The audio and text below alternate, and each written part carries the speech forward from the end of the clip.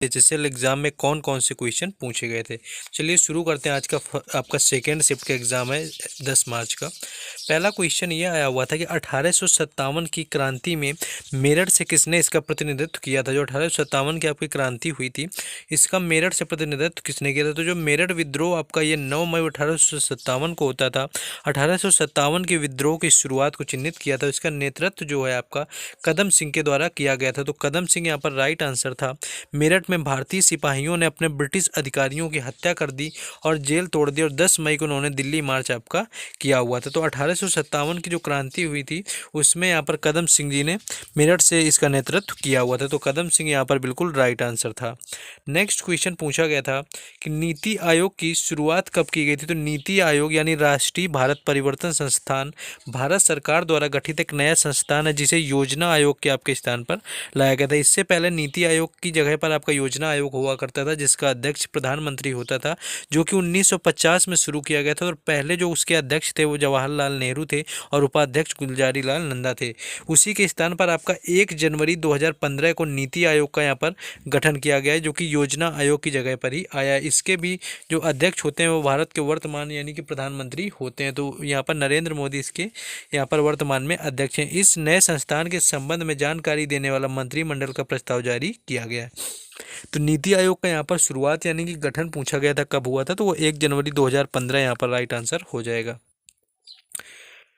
Next question था कि 2018 के एशियाई खेलों में ध्वजवाहक कौन था। 2018 के एशियाई खेलों की बात की जाए तो यहाँ पर आपका जो राइट आंसर था वो नीरज चोपड़ा आपका राइट आंसर था। यानी नीरज चोपड़ा ने 2018 एशियाई खेलों में भारत के लिए उद्घाटन समारोह में यहाँ पर ध्वजवाहक रहे थे। तो उद्घाटन समारोह में नीरज चोपड़ा 2018 के एशियाई खेलों में ध्वजवाहक थे। वहीं अगर आपके राष्ट्रमंडल खेलों की बात की जाए कि राष्ट्रमंडल खेल जो 2018 के थे उसमें आपका उद्घाटन समारोह में ध्वजवाहक कौन था, तो वो वहाँ पर रानी रामपाल आपका राइट आंसर हो जाएगा, जो कि आपके राष्ट्रमंडल खेलों में रही थी। तो ये दोनों ही क्वेश्चन थोड़े आपके मोस्टली रिपीटेड क्वेश्चन एसएससी के एग्जाम में, इससे पहले भी जो एग्जाम हुए उनमें मोस्टली यहाँ पर पूछे गए हैं। नेक्स्ट क्वेश्चन हम लोग देखेंगे।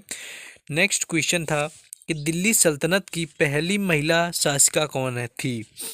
तो रजिया सुल्तान इसका राइट आंसर हो जाएगा। यानी रजिया अलविन का जन्म 1205 में हुआ था।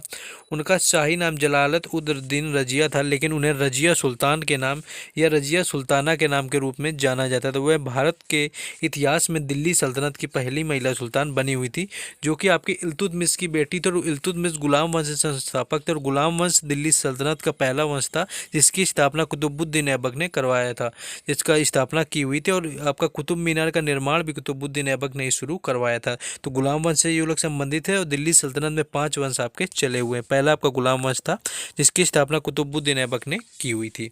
आगे देखेंगे, लेकिन इस क्वेश्चन को देखने से पहले जिन लोगों ने अभी तक वीडियो को लाइक और चैनल को सब्सक्राइब नहीं किया, तो आपको वीडियो को लाइक सबसे पहले करना है, क्योंकि आप लोग लाइक नहीं करते। इतना इससे क्या होता है कि आप लाइक करते हो तो हमें मोटिवेशन मिलता है। तो सबसे पहले आपको लाइक कर देना और चैनल को जरूर सब्सक्राइब कर लेना है, क्योंकि हर एग्जाम से रिलेटेड एनालिसिस यहाँ पर आपको मिलता रहता है। आप देखेंगे तो आपको हर एग्जाम से रिलेटेड बनी हुई प्लेलिस्ट यहाँ पर मिल जाएंगी। बाकी व्हाट्सएप ग्रुप और टेलीग्राम चैनल दोनों का लिंक डिस्क्रिप्शन में दे दिया गया है, जिससे आपको जुड़ जाना है। वहाँ पर जुड़ने के बाद आपको इन सारे क्वेश्चंस की पीडीएफ और बाकी सारी अपडेट मिलती रहेंगी। तो आई होप आपने चैनल को लाइक और सब्सक्राइब जरूर कर दिया होगा। तो चलिए अब आ जाते हैं क्वेश्चन में अपने। क्वेश्चन ये था कि कुल्लू को मनाली से जोड़ने वाला या अलग करने वाला जो दर्रा है वो कौन सा है। तो रोहतांग दर्रा यहाँ पर राइट आंसर हो जाएगा। भारत के हिमाचल प्रदेश राज्य में कुल्लू घाटी और लाहौद की स्पीति घाटियों के बीच आपका 3980 मीटर की ऊंचाई पर स्थित एक हिमालय का दर्रा। यह हिमालय की पीर पंजाल श्रेणी के पूर्वी भाग में मनाली से आपका 51 किलोमीटर दूर है। तो रोहतांग दर्रा यहाँ पर राइट आंसर हो जाएगा, जो कि कुल्लू को मनाली से जोड़ता है। नेक्स्ट आगे क्वेश्चन देखेंगे। नेक्स्ट था कि पीवी सिंधु ने राष्ट्रमंडल खेल में कौन सा पदक जीता हुआ। तो राष्ट्रमंडल खेल जो आपके अभी 2022 में हुए हैं, जो कि आपके 22वें नंबर के, तो 2022 में जो राष्ट्रमंडल खेल हुए हैं अगस्त में आयोजन हुआ था जिनका, उसमें पूछा गया था कि पीवी सिंधु ने कौन सा पदक जीता हुआ था। पीवी सिंधु ने राष्ट्रमंडल 2022 जो आपका राष्ट्रमंडल खेल था उसमें 2022 में महिला एकल बैडमिंटन में गोल्ड मेडल जीता हुआ है। तो इनका जो खेल है आपका बैडमिंटन है, जो कि महिला एकल में उन्होंने गोल्ड मेडल जीता है। तो गोल्ड मेडल यानी कि स्वर्ण पदक यहाँ पर राइट आंसर था। इसी के साथ वह कॉमनवेल्थ में तीनों रंग की पदक जीतने वाली पहली भारतीय शटलर बन गई हैं। यानी इससे पहले कॉमनवेल्थ में कांस्य और ब्रॉन्ज ये जीत चुकी, तो तीनों आपके रंग के यहाँ पर मेडल जीतने वाली महिला भारतीय बन गई, जो कि पहली महिला आपकी हुई हैं। नेक्स्ट क्वेश्चन एक ये आया हुआ था कि the great wall of China कितने वर्षों पहले बनी थी या कब बनी हुई थी। ऐसे ऐसा कुछ रिलेटेड आपका पूछा गया था कि कब बनी हुई थी या कितने वर्षों पहले बनी हुई थी। तो 2400 ईसा पूर्व आई थिंक आपका ऑप्शन दिया हुआ था वहाँ पर, जो पता चला है कि 2400 ईसा पूर्व था। तो लगभग 42 आपका 2242 ईसा पूर्व आपका यहाँ पर दिया हुआ था। तो 2000 किलोमीटर से भी अधिक लंबाई की आपकी जो ग्रेट वॉल ऑफ चाइना, इसकी लंबाई जो है आपकी वो 20,000 किलोमीटर से भी आपकी यहाँ पर अधिक है। लगातार चीनी साम्राज्यों के महान सैन्य आपके रक्षा परियोजना के रूप में देश की उत्तरी सीमा पर 3री शताब्दी ईसा पूर्व से 17वीं शताब्दी ईसा पूर्व तक महान दीवार का निर्माण किया गया था। आप समझ सकते हैं कि आपका 3री शताब्दी ईसा पूर्व से शुरू होता है और आपकी 17वीं शताब्दी ईस्वी तक आपका कार्य इसका हुआ था। तो ये यहाँ पर क्वेश्चन पूछा गया था। नेक्स्ट क्वेश्चन था कि माणिक लाल किससे संबंधित है। जो माणिक लाल वर्मा है, तो माणिक लाल वर्मा ऐतिहासिक बिजोलिया आंदोलन से संबंधित है। तो बिजोलिया आंदोलन यहाँ पर राइट आंसर हो जाएगा, जो कि इसके अग्रणी नेता थे।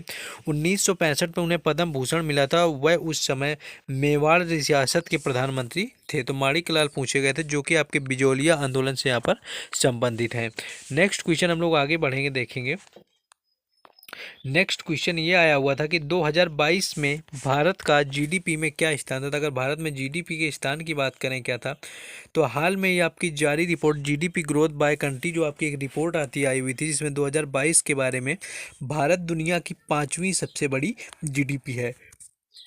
तो 5वीं यहाँ पर राइट आंसर हो जाएगा, जो कि आपकी 2022 में 5वीं सबसे बड़ी जीडीपी भारत में है, यानी कि 5वां नंबर आपका आता है। नेक्स्ट क्वेश्चन ये पूछा गया था कि 2022 में अटॉर्नी जनरल ऑफ इंडिया कौन था। तो ये क्वेश्चन भी आपका कई बार रिपीटेड है, 16वें कभी 15वें आपसे पूछ लिया जाता है कि अटॉर्नी ऑफ जनरल कौन है। तो ये पूछा गया था कि 2022 में भारत का अटॉर्नी जनरल ऑफ कौन था। तो वहाँ पर आपको ऑप्शन देखने था अगर क्वेश्चन इसी तरह से पूछा गया था, क्योंकि 2022 में ही चेंज हुए थे। तो 2022 में आपके 15वें भी होंगे और 16वें भी होंगे। तो अगर बात करें करंट में, तो जो आर वेंकट रमणी है, करंट में आर वेंकट रमणी भारत के वर्तमान अटॉर्नी जनरल है, जिन्हें कि आपका 1 अक्टूबर 2022 से आपके 16वें अटॉर्नी जनरल ऑफ के रूप में आपके कार्यकाल इनका शुरू हुआ है। तो इनका आपका जो शुरू हुआ है आर वेंकट रमणी का 1 अक्टूबर 2022 से, जो कि 16वें नंबर के हैं। इससे पहले बात करें तो के वेणुगोपाल आपका राइट आंसर था, जो कि 15वें नंबर के थे। तो इन्हीं में से आपको एक ऑप्शन दिया होगा, ये आपको 15वें या 16वें पूछा गया होगा। तो के वेणुगोपाल 15वें नंबर के आपके अटॉर्नी जनरल ऑफ इंडिया थे, जिन्हें कि आपका 30 सितंबर तक हटा दिया गया था। उसके बाद 1 अक्टूबर 2022 से आर वेंकटरमणि 16वें नंबर के अटॉर्नी जनरल ऑफ इंडिया बने हुए। अगर पहले बात करें तो भारत के पहले attorney of general MC Setalvad रहे थे। तो MC सीतलवाड़ ये भारत के पहले अटॉर्नी ऑफ जनरल, जो अटॉर्नी जनरल ऑफ इंडिया यहाँ पर रहे हुए थे। नेक्स्ट आगे देखेंगे क्वेश्चन।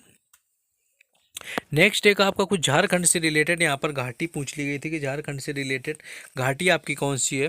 तो झारखंड में आपकी एक पतरातू घाटी है। तो अगर इससे रिलेटेड कुछ अलग क्वेश्चन आया तो आपको वो भी बता देना है। तो झारखंड में पतरातू घाटी है, जो बेहद खूबसूरत और प्राकृतिक सौंदर्य से भरपूर है। इस घाटी की सुंदरता नैनीताल और मनाली से आपकी यहाँ पर कंपेयर करी जा सकती है की तरह है, और यहाँ आप प्रकृति का आनंद ले सकते हैं। पर पतरातू घाटी जो है आपके झारखंड के रामगढ़ जिले में स्थित है। तो पतरातू जो घाटी ये आपके झारखंड जिले में स्थित है, रामगढ़ जिले में झारखंड के स्थित है। तो ये क्वेश्चन यहाँ पर पूछा गया था। नेक्स्ट आगे बढ़ेंगे।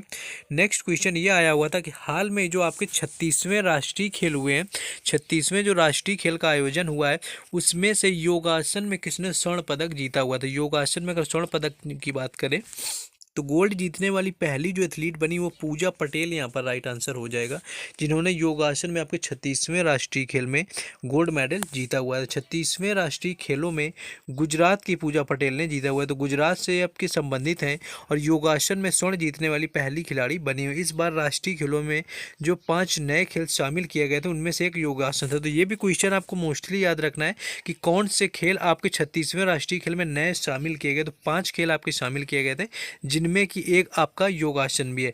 एक इस भारतीय स्वदेशी खेल ने इस साल की शुरुआत में ही खेलो इंडिया यूनिवर्सिटी गेम में अपनी शुरुआत कर दी। तो यहाँ पर आपका खेलो इंडिया यूनिवर्सिटी गेम में भी आपका योगासन यहाँ पर होने लगा है। बाकी आपका राष्ट्रीय खेल में यहाँ पर शामिल किया ही गया था। तो ये कुछ क्वेश्चन थे जो आपका, बाकी पेपर जो आपका ओवरऑल ईजी आ रहा है, ज़्यादा आपका टफ यहाँ पर पेपर नहीं पूछा जा रहा है। आपका मैथ्स और रीजनिंग भी काफ़ी आसान आ रहा है। बाकी इंग्लिश का लेवल भी अच्छा है, आपका प्रीवियस ईयर पूरा वो कैप्स आ रहा है। तो आपको ज़्यादा यहाँ पर पैनिक होने की बिल्कुल भी ज़रूरत नहीं है। आप अगर थोड़ा भी अच्छे से पढ़े होंगे तो आप आसानी से ये सारे क्वेश्चन अटैम्प्ट कर लेंगे। आपको उतनी प्रॉब्लम यहाँ पर नहीं होने वाली। तो आपको परेशान नहीं होना है, कूल होकर अपना पेपर देना है। और जिन लोगों ने अभी तक वीडियो को लाइक और चैनल को सब्सक्राइब नहीं किया तो आपको ज़रूर कर देना है, क्योंकि हर एग्जाम के हर शिफ्ट के लिए आप लोगों के लिए हम यहाँ पर मेहनत करते हैं। तो आप सपोर्ट के लिए इतना तो कर ही सकते हैं। बाकी व्हाट्सएप ग्रुप और टेलीग्राम चैनल दोनों का लिंक डिस्क्रिप्शन में